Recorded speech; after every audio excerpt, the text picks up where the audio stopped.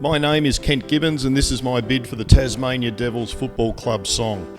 This video is in 3 parts: the song, a rationale, and then a bio about myself. I ask that you stick around until the end of part 2, which is the rationale. The bio at the end, of course, is optional.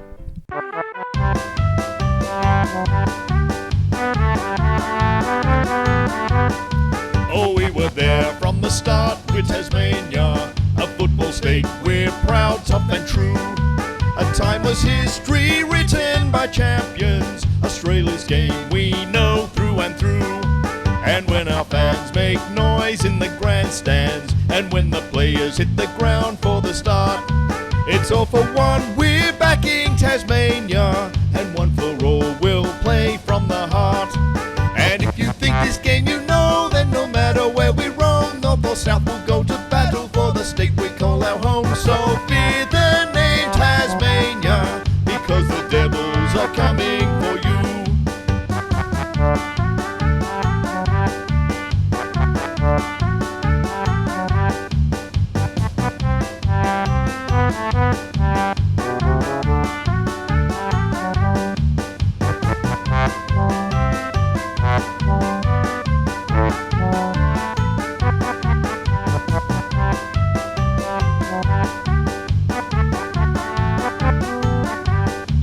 Oh, we were there from the start with Tasmania, a football state, we're proud, tough and true. A timeless history written by champions, Australia's game we know through and through. And when our fans make noise in the grandstands, and when the players hit the ground for the start, it's all for one, we're backing Tasmania, and one for all, we'll play from the heart. And if you think this game you know, then no matter where we roam, north or south, we'll go to battle for the state we call our home. So fear the name Tasmania, because the Devils are coming for you.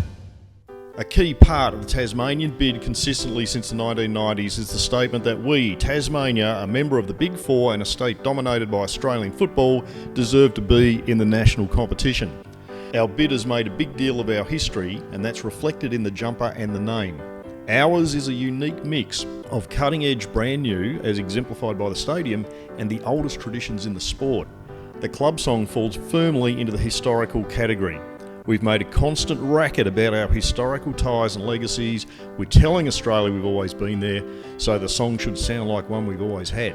Any poll of footy fans rates the old VFL club songs ahead of the newer interstate versions.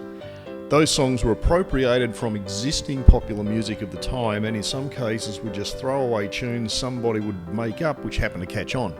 The important point is that they were examples of music people were listening to at the time. Once they've infiltrated their respective clubs, they become intrinsic and timeless, and the origins are largely forgotten. Richmond supporters, who have the song often voted the best in the AFL, would probably cringe if they watched the movie They Got Theirs on the Board.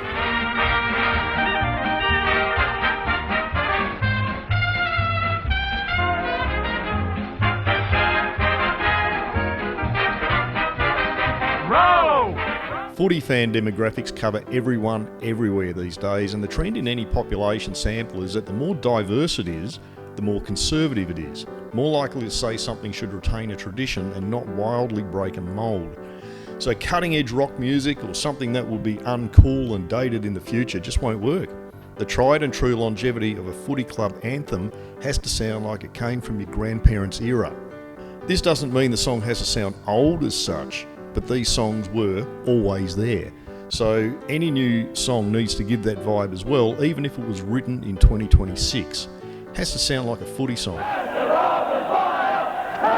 This style of music also has characteristics which make them ideal for the purpose. To be catchy, a song needs a unique melody, and back in the day before monotonal rapping became an accepted melodic style, coming up with a tune that could be recognised instantly on either voice or instrument was crucial. This era was before that of electronic keyboards and electric guitars, so the favoured instruments of the time were those of a big brass band, and additionally, instruments like the banjo weren't laughed at like they are today. And lastly, a big reason these songs stuck. While a song needs to be a public face with quality recording and production, it also needs to be singable by people who can't sing. It needs to be something that sounds good when sung by 23 pumped up footy players not known for their vocal talents. We want to hear our song a lot because it means we won, but we also don't want it to sound flat or sound awful. The 12 songs that had finally become standards in the VFL by the 1960s were all recorded in their iconic versions on a single day in the early 70s by the legendary Fable Singers. On that day, a group of male singers were accompanied by a drummer, a double bassist, some trumpets and trombones and someone on a banjo, churning out all 12 songs. Logically, there was doubling up for the writers and performers. There are musical patterns which repeat across several songs, and the individual playing styles can be recognised. The song arrangements themselves are the same. A sung verse, an instrumental break over another verse, and then an identically sung third verse with a big finish, all taking around about 90 seconds. When recorded, the songs were then mixed using the same mastering conditions, for example the reverb, which is identical in every song. All 12 songs complemented each other. If released as an album, none of them sounded like they didn't belong with the others. So my song, it uses instruments as would have appeared at the Fable Singers sessions. It follows a verse-break-verse structure. The melody is very catchy in a well-constructed way for the more professional purposes, but it can also adapt itself to be sung badly and still recognisably, or even further be adapted by players who want to deliberately chant or shout certain parts. It can evolve into something that could sound very exciting for fans, players and outside observers alike. The only difference really is that I've written an original melody and not stolen it from another source. No public domain or royalties and licensing issues, plus it gave me a chance to customise and craft it to a greater degree.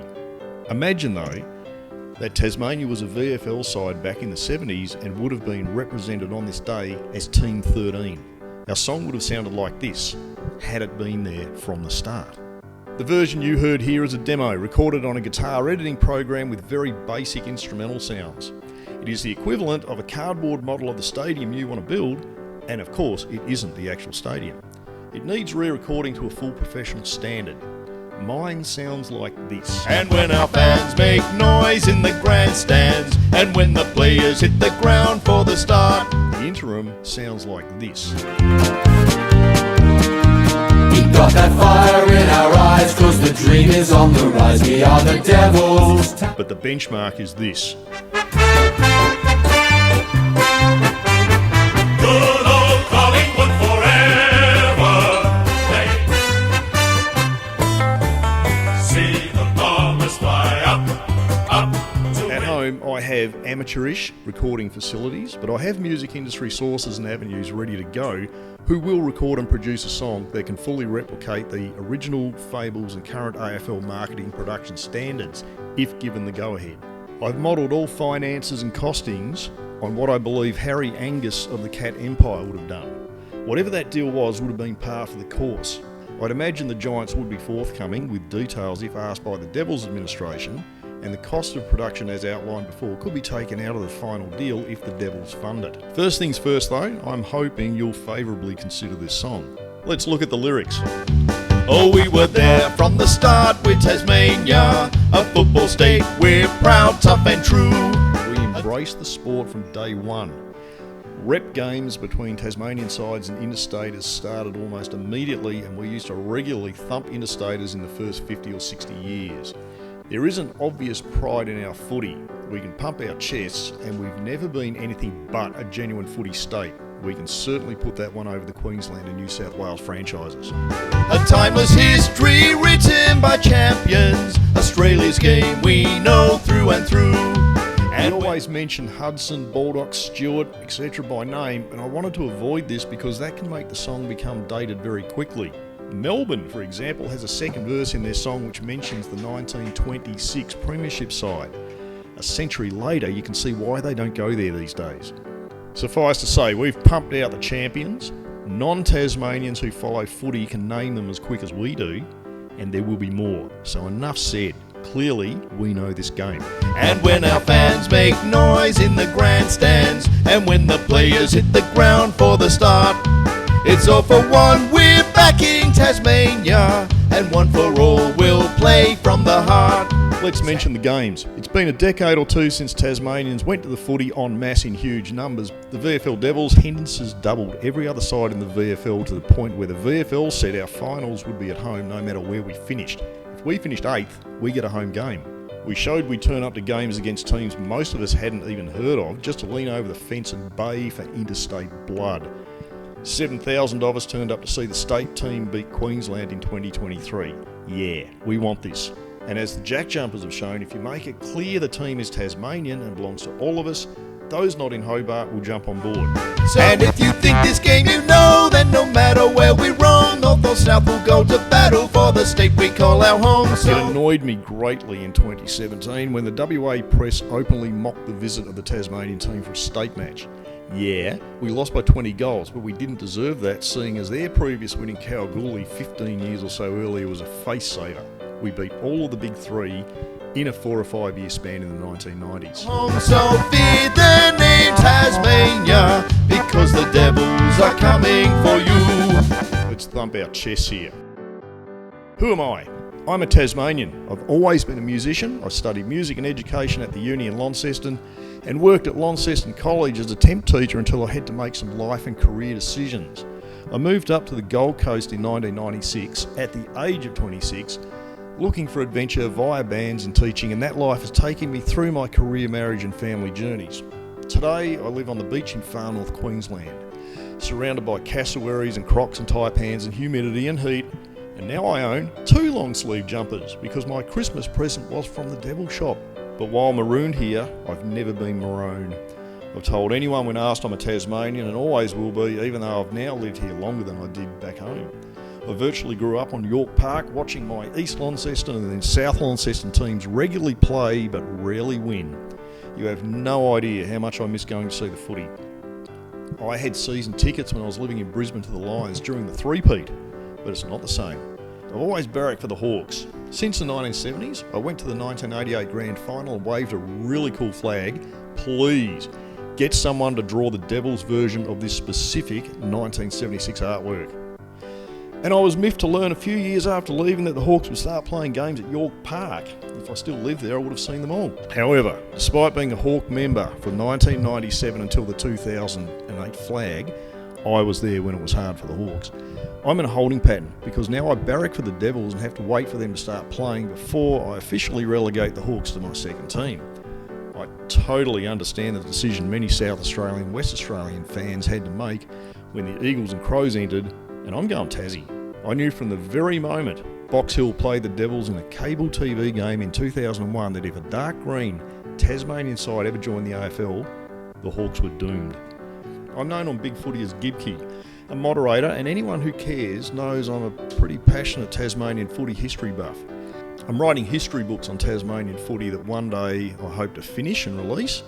And I also collect footy jumpers. I've got a decent collection of old Northern team jumpers from the NTFA and TFL, plus some reps. There's some absolutely rare gems here. Lastly, me and my wife, also a Tasmanian but a much more recent arrival, are thinking enough. We're moving back home with a view to me resuming my teaching career in January 2027 in Tassie. As said before, I hope this meets with your favourable consideration.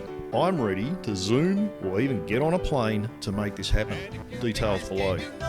Thanks for your time and cheers. South will go to battle for the state we call our home. So fear the name Tasmania, because the Devils are coming